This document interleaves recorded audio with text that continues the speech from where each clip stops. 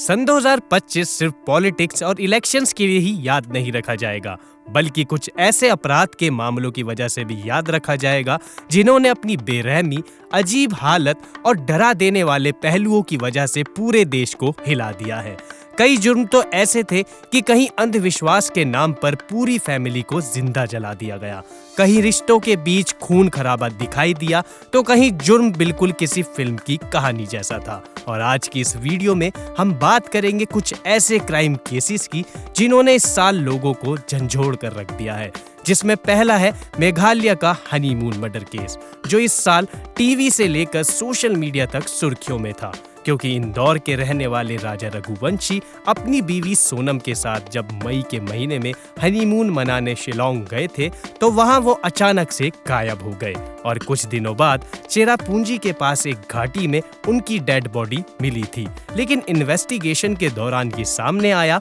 कि राजा रघुवंशी की बीवी सोनम ने खुद अपने प्रेमी राज के साथ मिलकर अपने पति की हत्या का प्लान बनाया था, जिसमें वो सफल तो हो गई थी लेकिन पूरी तरह से नहीं।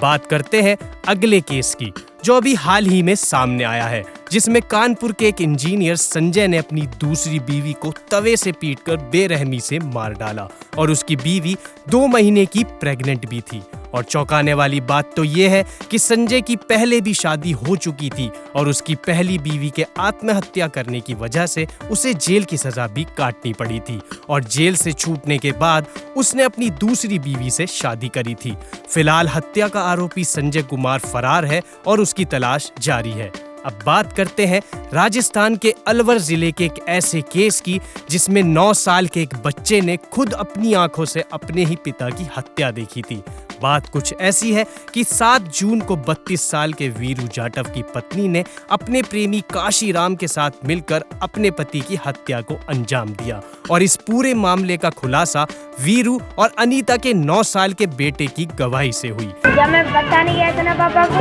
उसके बाद काफी ने तो तकिया लगा दी मुंह पर और मुंडी और मुर्गी थी काफी कटन, जिसमें उसने बताया कि उसके पिता को उसकी मां के प्रेमी ने कुछ लोगों के साथ मिलकर मारपीट करने के बाद गला घोंटकर मार डाला। अब आते हैं एक ऐसे केस पर जो बेंगलुरु का है, जहां 7-8 बदमाशों ने खुद को आरबीआई का अधिकारी बताकर एक कैश वैन को लूट लिया था। बात कुछ ऐसी है कि इन बदमाशों ने इस वैन के पूरे स्टाफ को डॉक्यूमेंट वेरिफिकेशन के नाम पर बाहर निकलवा लिया था और जैसे ही वैन के स्टाफ ने शक जताया, तभी इन बदमाशों ने बंदूक तान दी और वैन का कंट्रोल संभालकर 7 करोड़ 11 लाख रुपए लेकर फरार हो गए। और प्लान इतना सटीक था कि पुलिस को वारदात की सूचना मिलने के बाद सभी फैक्ट्स को पता लगाने में 1 घंटे तक इधर उधर घूमना पड़ा और इतने में सभी चोर वैन को लेकर फरार हो चुके थे। तो आखिर आपका इन सारी घटनाओं के बारे में क्या कहना है,